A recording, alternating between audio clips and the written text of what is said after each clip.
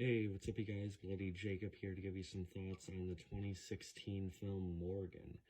Now, Morgan is, of course, starring Anya Taylor-Joy, who I have been a very, very avid fan of for a long time now. Ever since this movie, really. For a lot of people, it was The Witch, but I had seen Morgan first, and I've always thought it was a pretty overlooked sci-fi flick amidst all the, sort of, creating life AI, not that this is AI, but, sort of sci-fi horror thriller subgenre films like it. I always thought this is kind of under-discussed.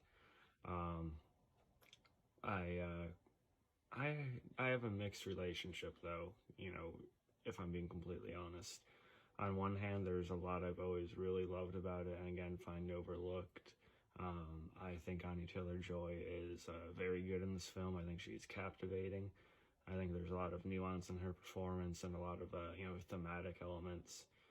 And, that, while not original, I do think give the movie a nice weight to it without, throwing it in your face. But there's, I don't want to spoil the movie, but there's something about the ending, certain direction they take and just sort of, I don't know how they write it in general, that, always put a damper on it to me and why I haven't shown it to more people. Even my wife for the longest time.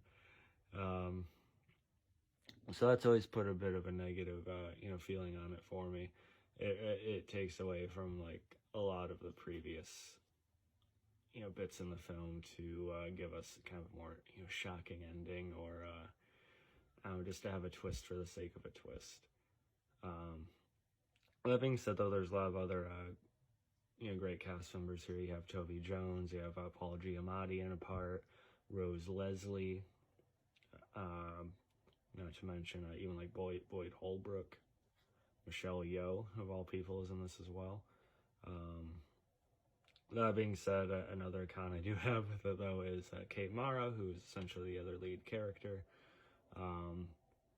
Based on her job and other events in the film, there's a reason for her demeanor and everything, but I just think she's very, very bland in this movie, and I haven't really been impressed with her in anything I've seen her in.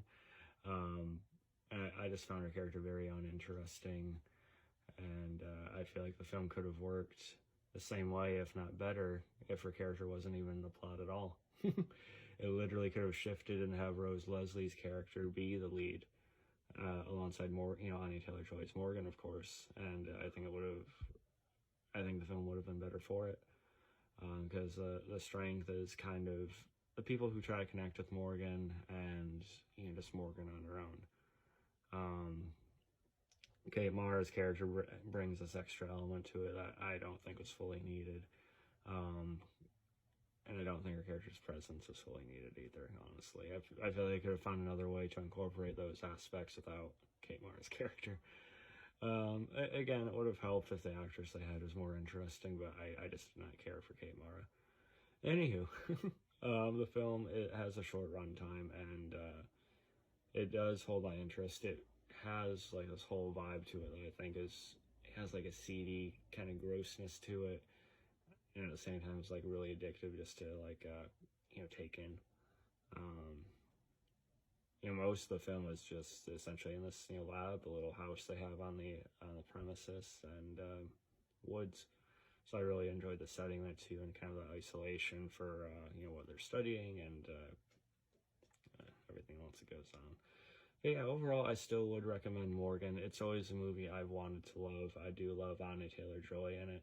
I do think it is overlooked. But Mara, along with the ending, especially for me, hold it back a little bit. So for that, I can only give it like a B+. But if you love Anya Taylor-Joy, I do think this one is still going underseen. So I highly, highly recommend it in that sense. What do you guys think? Catch you guys next time. Peace.